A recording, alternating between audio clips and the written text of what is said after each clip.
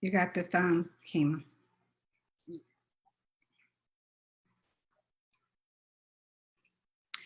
Good evening, everyone. This is JV Jones. Thank y'all so much for joining us. Very excited about tonight being able to bring awareness to the rise in domestic violence since the dreadful COVID-19.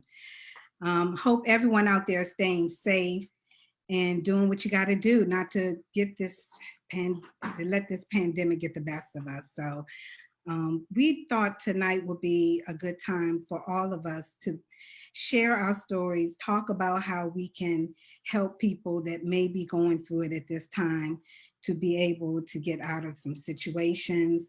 And I have some wonderful people here tonight. We have State's Attorney, Prince George's County State's Attorney, Aisha Braveboy. We have Coco Brown, actress, comedian of the Tyler Perry's For Better or For Worse. And we also have Teresa Simon. She is the president of NDV, Healing and Support Incorporated, and Jessica Reedy. She is an author of Memoirs of a Dragon Slayer. So very, very excited about having these ladies on tonight. Thank you, ladies, again for joining. We're going to jump right into it because we have a lot to cover and we want to make sure that we get it all in.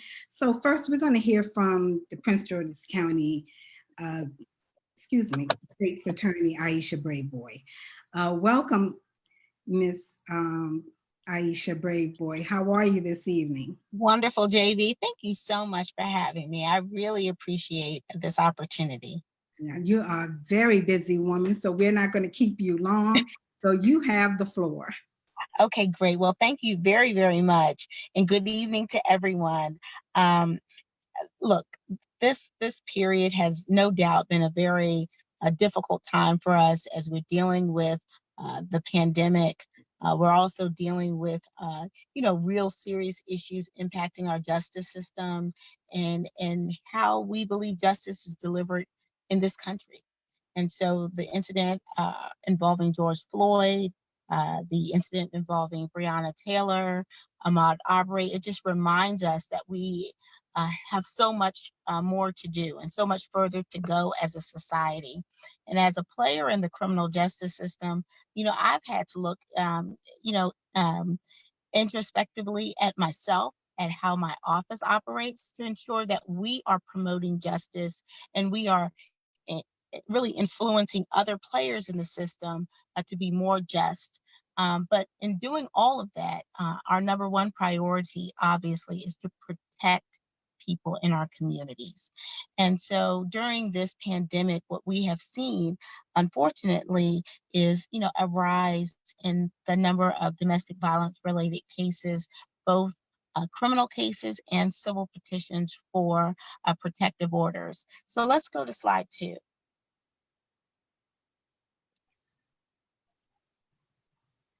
I can't see this. Okay, there we go. So yes, we can go to slide 2. Okay, so we're seeing about a 10.6% increase in petitions for restraining orders, and that is as compared to last year. We've had 7 cases in which strangulation was indicated, which is an increase from what we had last year. And strangulation is the most lethal form of domestic violence. So we take these strangulation cases very, very seriously. And seeing that type of increase is pretty concerning for us. And there has been an 8% increase in domestic violence calls, specifically in districts 3 and 8. Those are our police districts 3 and 8, where we have the highest number of calls for domestic violence related incidents. So, even in those areas where the call volume is already high, it's been higher during the pandemic. Next slide. So the state's attorney's office has a special victims and family violence unit. that unit during the pandemic received 589 cases. That is a huge increase over where we were last year. We also received 38 child pornography investigations since the shutdown. Again, that's an increase. I skipped the middle one because our child abuse cases are actually, or the reports are actually down. But we don't believe that's because the abuse is not occurring. What we know is that traditionally, the majority of those cases that we get for child abuse are provided by mandatory reporters like teachers and counselors who at this point don't have access to the students because the students have not been in school, they've been at home. So we are very concerned about the well-being and the welfare of our children during this time. So we are, again, very concerned overall regarding domestic violence. We have, when we come back out after the pandemic and we are able to indict cases and have trials, we know that we are going to be very, very busy with those cases. In each case, we are going to seek justice. But it takes a lot of work because oftentimes our victims are not cooperative. And sometimes our victims, because of having been battered, it's difficult for them to even talk about their abuse. But we do our best through our victim witness unit to help prepare them for trial, to provide them and connect them with resources in the community so that they can stay the course. Because we want everyone in our community to get justice and we want everyone to be safe. Next slide. So during the pandemic, as I mentioned, our court operations have really been modified. The COVID-19 crisis has affected both the district courts and the circuit court. We've also, because cases are not being heard, so trials are not occurring at this time, we've had to really talk to our victims about the fact that their cases would be rescheduled. And sometimes that is traumatic for them because they want it over with, and we understand. But we try to give them the support that they need during this period. So we remain responsive to our victims and to our witnesses in many cases. We have witnesses in addition to victims. We try to make sure that we remain responsive to them if they have housing needs, they need counseling or financial needs. We are able to connect them with service providers during this period. So even though the courthouse was closed to the public, our phone lines were still open and we're still servicing our victims. Next slide. So we have a victim witness unit, as I mentioned, and they are a dedicated team of specialists in our office that serve all of our prosecuting units. We have a designated phone line for emergency situations, and that number is on the slide. We also have an email account set up specifically for victims and witnesses, and we check that regularly so that we can stay in touch with individuals. Again, if you have a true emergency situation, we ask that you call 911, of course, because we want to make sure that there's appropriate police response to situations. But if you don't have an immediate need for law enforcement, but you are concerned about your housing, you're concerned about your ability to have some type of financial security, we do have a number that you can call and a place where you can email to get assistance, and that information is contained on the slide. Okay, next slide. Another thing that we've seen during the COVID season is a number of scams that people are running. Oftentimes they are targeting our seniors, and so they will call a senior claiming to be an IRS or Social Security agent or a bank representative.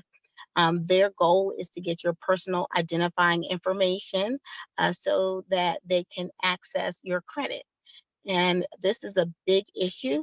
And we just ask that if you believe you've been a victim of a scam, please don't be embarrassed.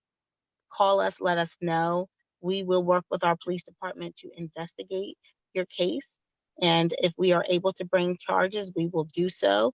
I have a special prosecutions unit that prosecutes financial crimes, and they are very, very good, very, very detailed.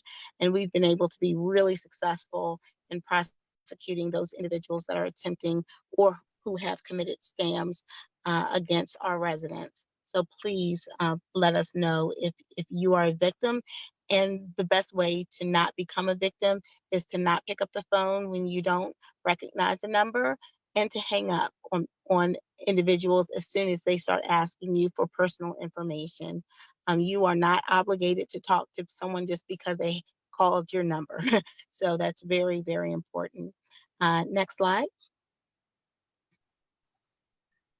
Um, Here's some information. There are two infographics on this page. One is in English, one is in Spanish, and it provides all of our victim services information for our office, as well as victim services information from all of our partners. So if you look there, you'll find the Prince George's County State's Attorney's victim witness information. You'll also find information for the Family Justice Center, as well as Child Protective Services, and the National Domestic Violence Hotline, as well as the Maryland Crime Victims Resource Center. And so that's in both English and Spanish. Next slide. We work very closely, as I mentioned, with a number of different agencies, including Health and Human Services.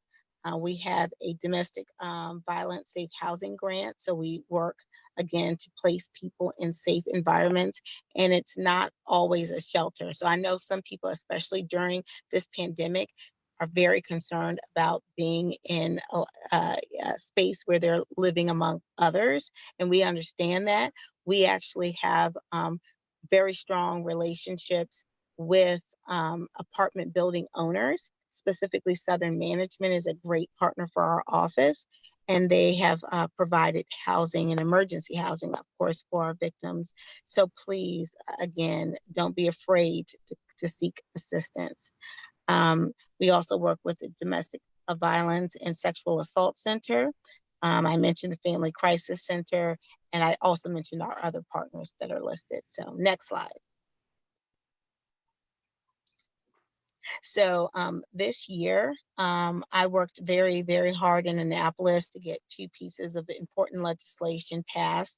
The first one is we created a law that made strangulation a first-degree felony, which was really important because a first-degree felony offense carries with it more time, meaning that if someone is convicted of a first-degree felony, they can get a maximum penalty of 25 years.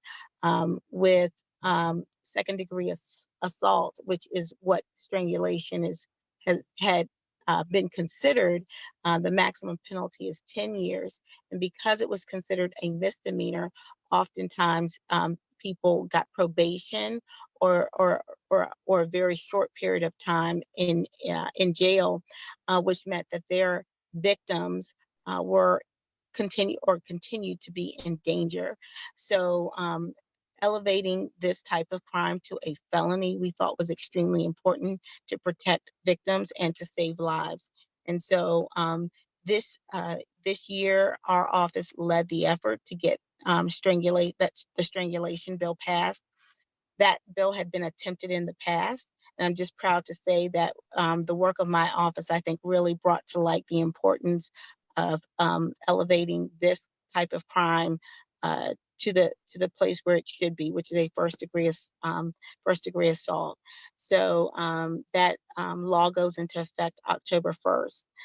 The other bill that I worked on and really authored and pushed was expanding our hate crime statute. It is named after Second Lieutenant Richard Collins III, who actually posthumously was promoted to first lieutenant. So we're going to have to go back and fix that next year. But anyway, the Second Lieutenant Richard Collins III law is a bill that gives prosecutors a better opportunity to prosecute hate crimes in our state. As many of you probably know, my office won a first-degree murder conviction against the killer of Second Lieutenant Richard Collins III, but because of how narrow our current hate crime statute was written, the judge did not allow the jury to decide on the hate crime charge. So while we were disappointed with that ruling by the judge, we were encouraged to go to Annapolis and fix it for future cases. And so that law passed both the House and the Senate, and will become law on October 1st as well. So again, we are just very, we are very active in our community, the state's attorney's offices, both prosecuting, providing service, and as well as changing policy. And so we look forward to always working with you, partnering with you, especially around the issue of domestic violence.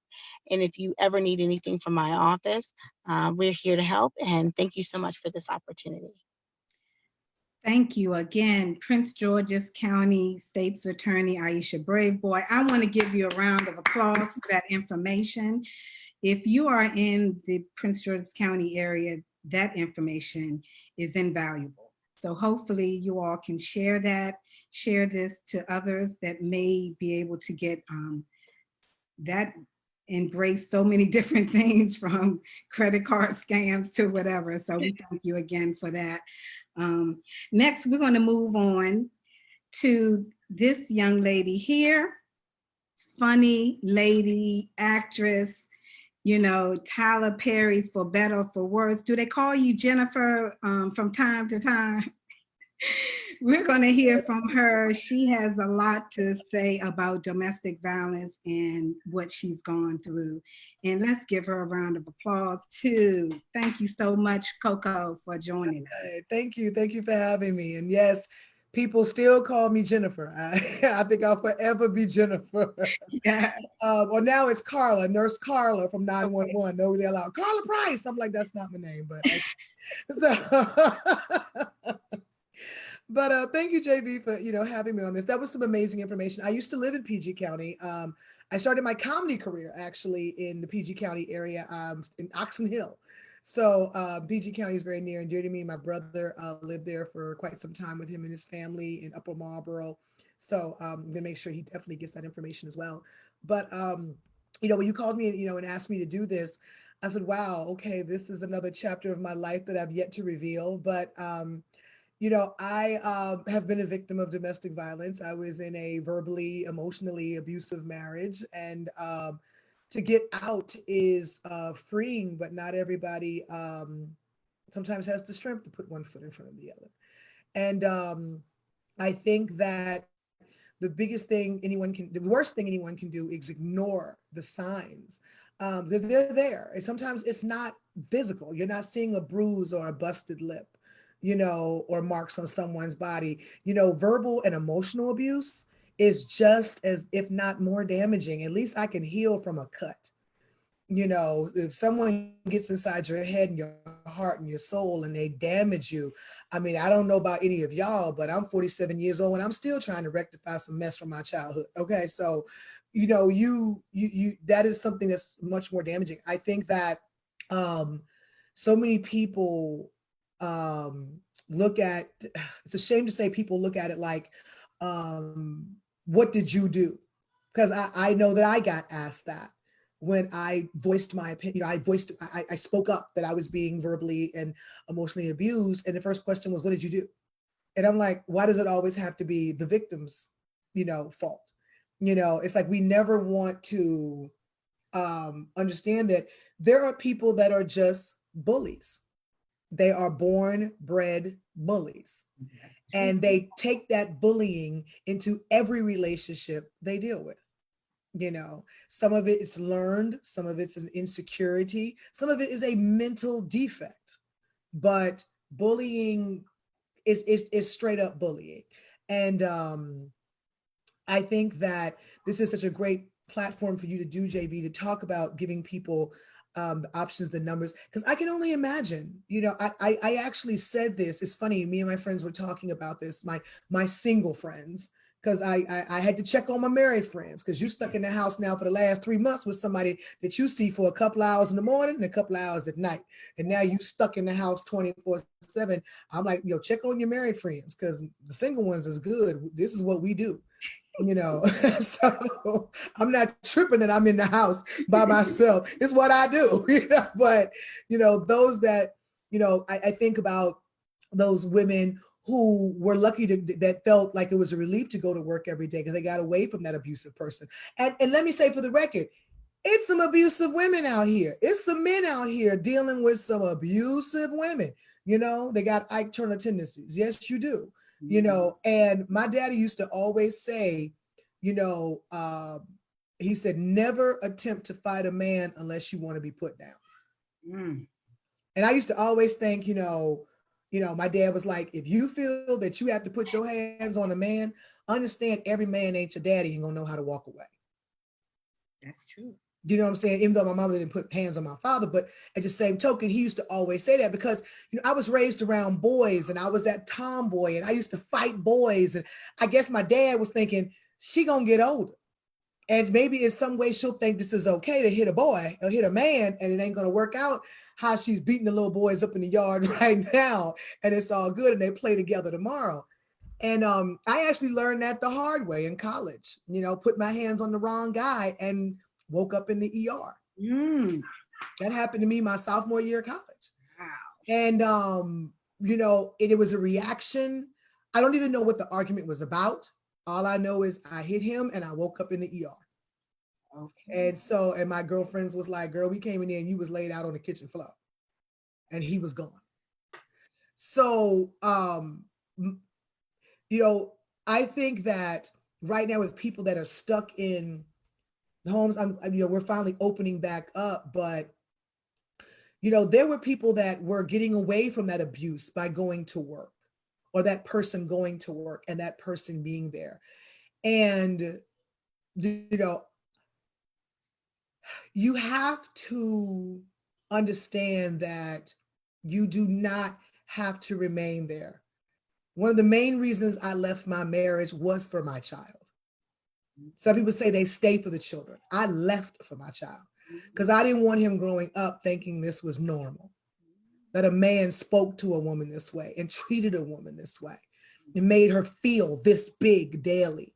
You know what I'm saying? I didn't want my son growing up thinking that's normal, because all I'm doing is teaching him to do that to a woman one day. And so a lot of people say they stayed for the children. No, honey, leave for them. Yes. Leave for them. You know, because, and don't be afraid. I mean, you know, the thing is, if someone is threatening your life and threatening, say, you know, that age old cliche, I can't live without you and you ain't gonna live without me. I'm not trying to be funny or nothing, but I just discussed it with the ladies. I am looking at going to gun classes and getting me a piece. Because one of us walking out this door, it's gonna be me. Okay. It's gonna be me. I'm gonna tell you that right now. So, but I just, and that's for anybody. Nobody deserves to be abused physically, mentally, emotionally. No one deserves to live in fear constantly, to have their children live in fear constantly. And there is nothing that you cannot do once you put one foot in front of the other. And know who has your back. You can't tell everybody where you're going. Yes. Sometimes you got to, Yes. you know, for the sake of you and your children. And that's for men in abusive relationships. That's for women in abusive relationships. You know, that is not what God intended love to be. It is not love.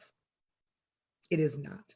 And when they say they're sorry and won't do it again, trust and believe they'll do it again. Poppy, I'll call you back, my daddy. Hey, Poppy, can I call you right back? Yeah, I'll be ready. Okay, Poppy, love you. Bye. I'm sorry, honey, when your 76-year-old father calls you, you got to answer. But, yeah, but, you know, I just encourage anyone that is maybe in that situation right now that's watching this. You are strong enough. You're going to be okay. It is, you know, put one foot in front of the other. And sometimes you just can't let your left hand know what your right hand is doing. You sometimes have to move in silence for your peace. He does. All right. Thank you so much for that. And you made a great point. You got to leave for the children. You know, Don't stay for them, leave for them. yeah, actually, my daughter said to me, can we go? Can we leave? And I said, yes, sweetie, we can leave. And we did. So a lot of times we, like you said, we want to stay for the children. We want to try to hold it together. But guess what? Got to leave for the children. Yeah, children are much smarter. You are not teaching them anything but what you don't want to teach them by allowing them to see that continued abuse. I have a friend dealing with that right now with their teenage son, that he grew up watching his mother be abused and, you know, verbally and emotionally cheated on, treated with utter and complete disrespect. And it took her 15-year-old son to pretty much call her out and say, why are we still here? Don't you love yourself enough to leave him? Yes. And it took her 15-year-old son. And now she's realizing that she was staying for her children, but her children were looking at her like, girl, let's go. You know, so that's the thing, you know, staying. And if he's like, well, it's finances, he takes care of us. Honey, if you got 2 hands, 2 legs, a mouth, some eyes, some ears, you can go find a job, get some help, get some aid, do what you got to do. But think about it. Leave for the children. Don't stay for them. Amen to that. Thank you so much for that. Make sure y'all watch this sister because she is absolutely amazing. Love you. Thank you so much for taking Love you too, sister. Thank you. Your schedule and all. We're going to move on to our next young lady tonight, who is an author. Her name is Jessica Reedy, and she has written a book, memoirs of a dragon slayer. I can't wait to hear what this is about. I haven't had a chance to read it, but I love the title. It has to be awesome. But thank you so much for coming on tonight. Let's hear your story and hear about your book. Hi. Oh, yes, my name's Jessica Reedy, and I've actually authored 2 books. The first one is Memoirs of a Warrior Dragon Slayer, There's Room for More. And my second one is Uncovering My Sins. This one's poetry. What I was invited to share about is my memoirs. I'm an autism mom. I have 2 children with autism. I've been a surrogate mother 3 times. I've been through suicide and depression. I've had multiple attempts on my own life. I'm healthy and in good space mentally. And I'm also, I was a welfare mom that became a businesswoman. Most of this during a time that I was in an emotionally and financially abusive relationship. I'm here to share today that you don't have to stay where you were. My story is unique because I've experienced so many things, but the things I've experienced have absolutely resonated with many people on an individual level, as well as within their circle of friends and family. There's someone that they know that's absolutely been through something similar. You know someone that suffered a miscarriage. You know someone that has been in an abusive relationship. And what we're talking about today is domestic violence. And it usually starts out small. So I don't want you to think, oh, why did she stay? You know, you hit him the first time you go. It doesn't just start with being hit. It starts with the coercive control that makes you feel like you don't have power. I'm talking about being told what to wear, who to be around, what you can spend money on, how you raise your children. These are things that you're slowly moved into your own mental prison. You know, you're told, I don't like that top on you. It's not flattering. You're told, I don't like the way you behave when you're with your friends. And slowly made to feel like your only salvation is this one person, that starts to make you feel worse for being a human being. It's control over where you go, where you spend money. And I mean, I had receipts actually. I'd go to the grocery store and I had to bring home my receipt showing what I spent my money on.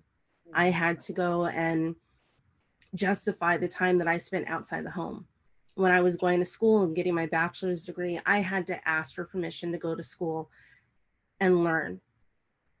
This is with me getting scholarships. This is with me getting financial aid, not having to come out of pocket. In fact, having money brought into the house that I am now paying back in student loans. I had to get permission for that. And the thing that I hear constantly is, it's so hard to leave. He's taking care of me. It's so hard to leave. And I want to tell you that it's so much harder to stay, because my home now with my children, there's laughter.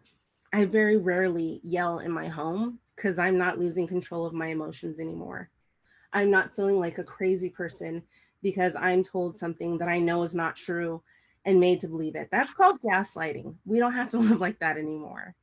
There's so much to everything that you go through in a domestic violence situation, that when your friend finally says, he hit me, or he forced himself and I didn't want to have sex, that there's no such thing as consensual sex. That's straight up rape. And when someone is saying, hey, I need help in this situation, it's not a place to pass judgment. It's not a place to ask them why. It's a place to say, how can I help you? How can I support you? What steps can we take together to get you out of the situation? What steps can I use to help build you up? There's so much that is not shared about in these situations, like the post-traumatic stress involved, and the fact that because you might have gone through something scary and terrifying in that relationship, anytime you're faced with something similar, you are freaked out and your body is telling you that you're in danger again, even if you're not. I had an emotional flashback at work. It was the most severe thing I'd ever experienced, because I was in a situation where I walked into a room and it was calm and boring and fine.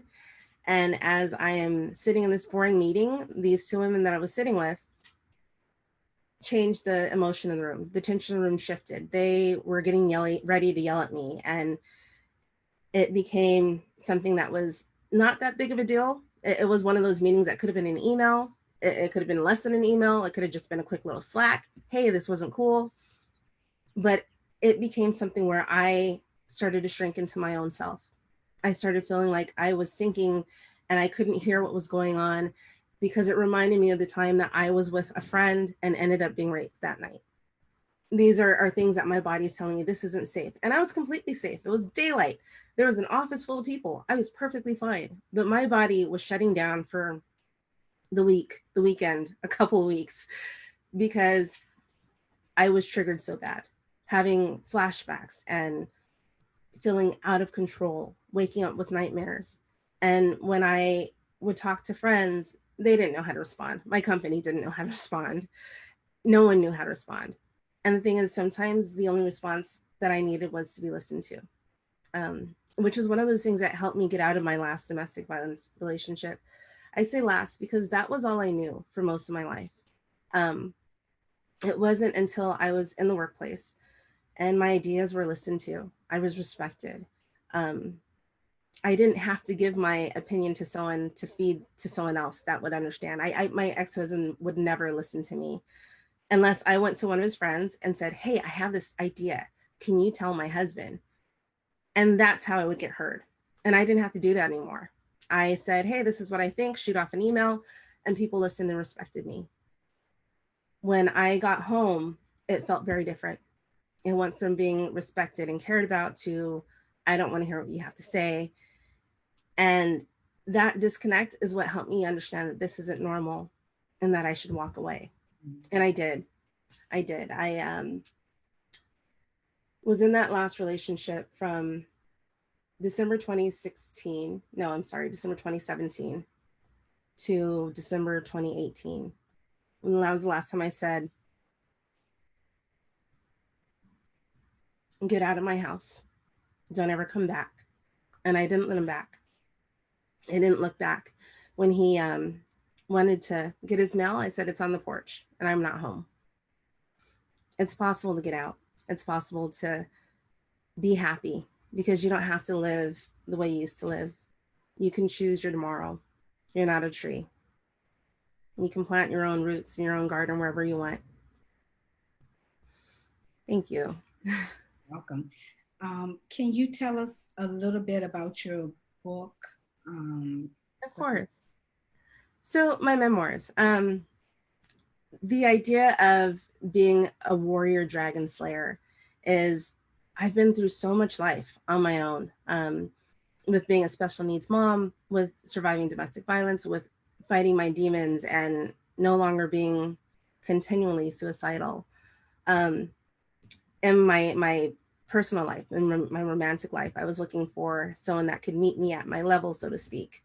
And it was this realization that I'm a warrior dragon slayer. I slay dragons on the regular. It's a small flex. And I'm not the only one. There's room for more. And this is a story that goes through, again, domestic violence, emotional abuse, childhood sexual abuse, being raped as a teenager, going through life and being a wife that felt like I had to be home and be responsible and do the things that a good wife does, not realizing that that was part of what held me in my domestic violence situation. I became a surrogate mother. I got my degree, and now I'm single mom to 3 boys. This is what my book is about. Great, that is awesome. I'm going to ask you one quick question, and if you don't mind holding on, I want to get to Teresa. But why don't we go ahead and hear from Teresa, and then we have a couple of questions that I would like for you two ladies, if you don't mind, to answer after Teresa gets a chance to speak. So Teresa Simon, please introduce yourself and your company. You have really a lot of great things to offer people, so I can't wait for everyone to hear what you have. Thank you. First and foremost, I am the president of NDV Healing and Support Incorporated. It actually stands for Narcissistic Domestic Violence Healing and Support Incorporated. A lot of abusers are actually narcissists, so that's where that title came from. It is a nonprofit organization that provides services to domestic violence survivors as well as promote awareness about domestic violence in the community. We offer several services. However, we started during the pandemic, so we had to get creative and offer a lot of virtual things as well, which actually turned out very well. We offer a mentoring program, which is online or in person. We offer our virtual empowerment sessions, which those are support groups, but they are virtually. And we have mental health professionals that join us as well during those virtual sessions so that they can be a part of it. And the survivors get a lot from that. They get a lot from the mental health professionals, as well as we have different topics each time that they join. So it's actually a learning experience as well as they get services through that. We have a Moms Going Back to School program, and that is typically for our survivors that are in the next phase of their life that have left the abusers and they're now wanting to focus on their career and returning back to college. And so that is something that gives them parenting support as well as gives them support in finishing so that they can give them that extra push so that they can finish to get their degree. And a couple other services we provide are workshops, advocacy, referrals, and community events. So we provide quite a bit of services. My goal was to create a nonprofit and provide a wide range of services for domestic violence survivors. I have a background in case management and human services that I have been in for over 10 years, and I've worked with, on my caseload, people who have been in severe poverty, who have sexual assault, but also I've worked with a lot of domestic violence survivors. And I've had a lot of domestic violence training through that, as well as opening up my nonprofit. But the main reason why I decided to do the nonprofit and provide all these services is that I am a domestic violence survivor myself.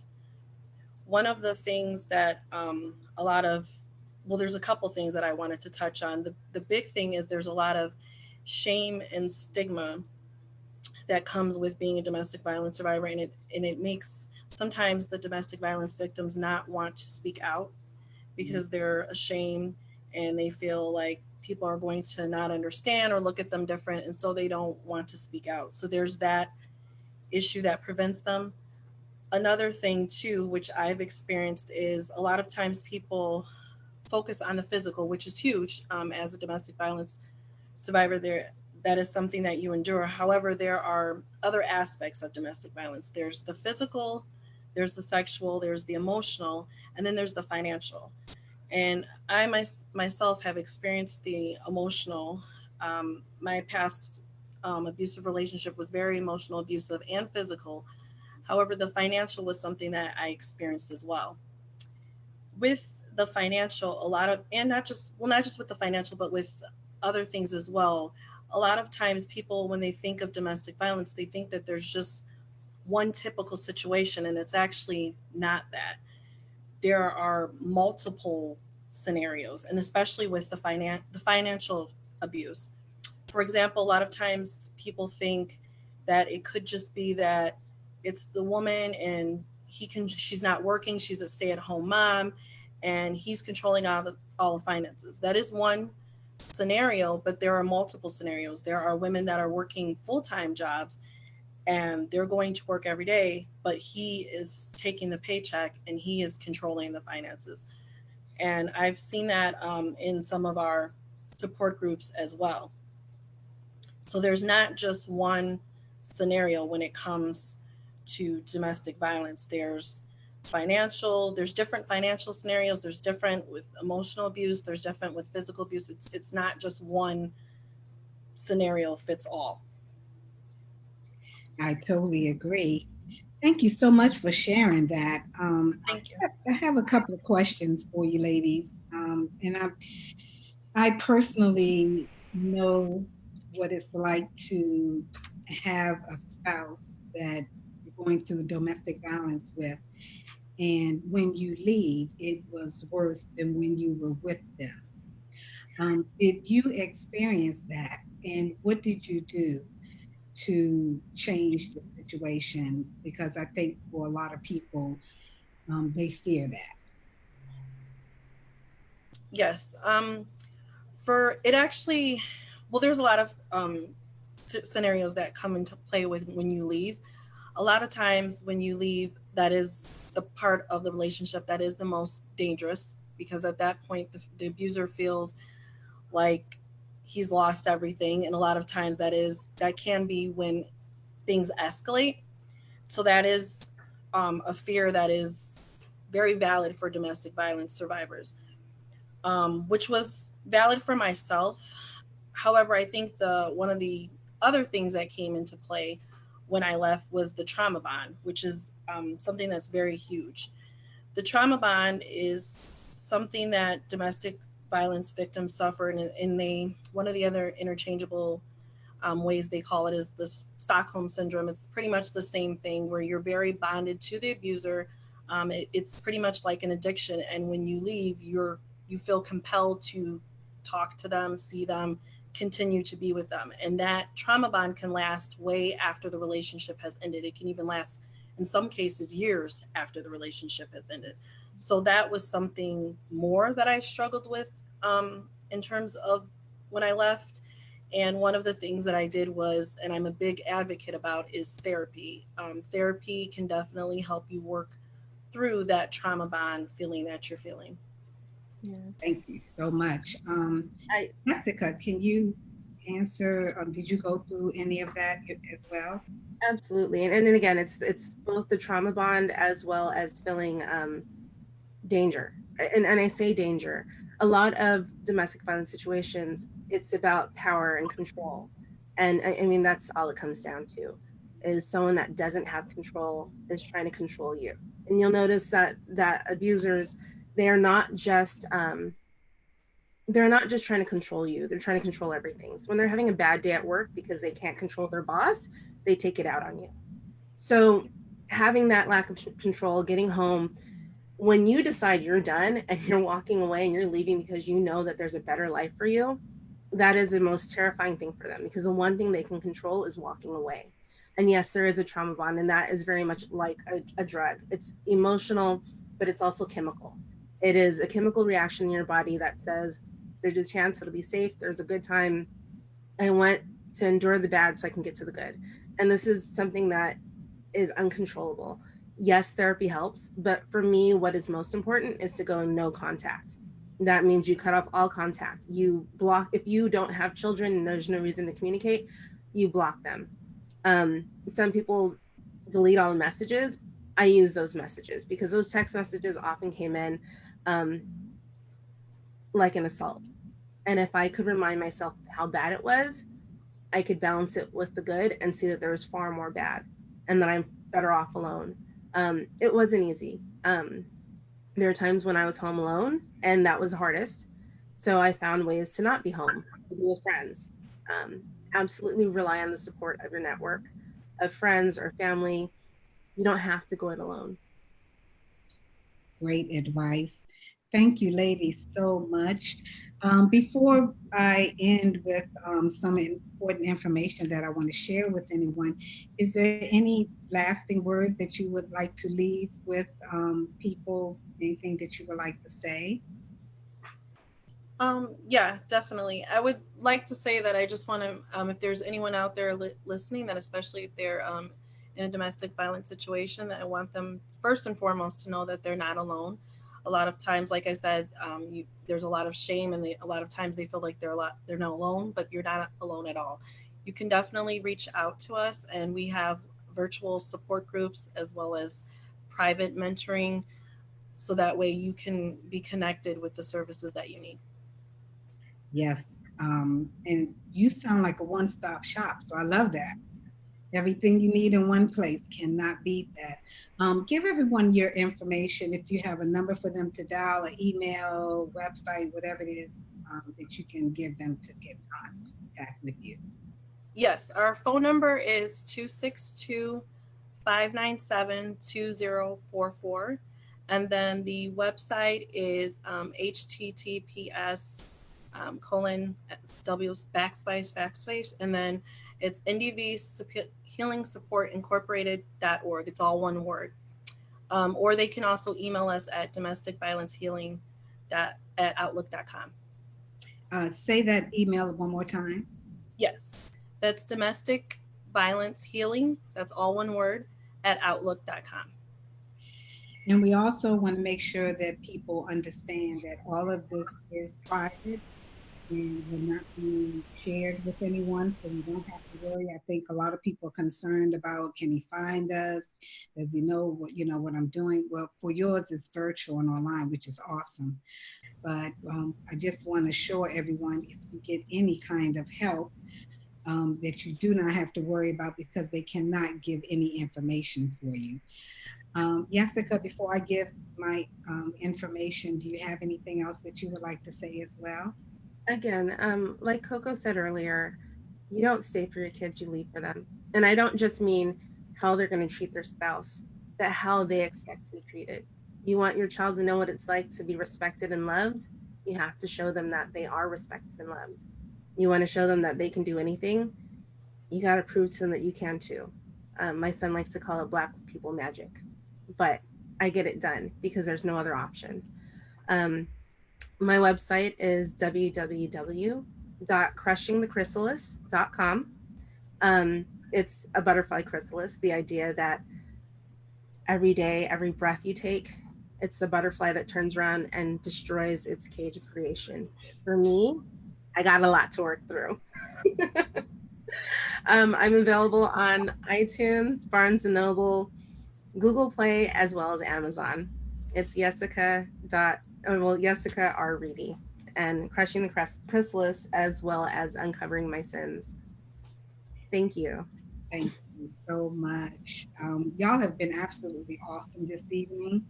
I just want to give a couple of hotline numbers. The National Domestic Violence Hotline is 800-799-6000. 7233. Again, that's 800-799-7233. You can also text the word home to 741-741, or if you are in the PG County, Prince George's County, Maryland area, the number is 301-267-3447. Again, that is 301-267-3447. Thank you again. I want to thank the Prince George's County State's Attorney, Aisha Braveboy, for joining us this evening. I want to thank actress, comedian Coco Brown. I want to thank Jessica Reedy, and I want to thank Teresa Simon so much, all of you, for joining this evening. I hope the audience and people out there were able to get a lot from this. We covered a lot of important information this evening. I hope to continue to bring things to you all out there that's going to matter. JV Jones cares, always care about things that matter. And together we all have to make a difference, and we're going to make a difference, right? Absolutely. Absolutely. Thank y'all so much for joining. We're going to leave, and hopefully y'all can share this with others and they can get some important information. And if you need me, look me up on JV Jones Cares, send me a direct message. Instagram, JV Jones Cares as well. I'm out of here. We're out of here. Thank y'all so much for taking time with us tonight. And we hope to bring some more very important topics your way very soon. And stay safe out there. We know this pandemic is still going strong, everyone. Wear your mask, follow the CDC. We're out of here. Be blessed. And thanks again for joining.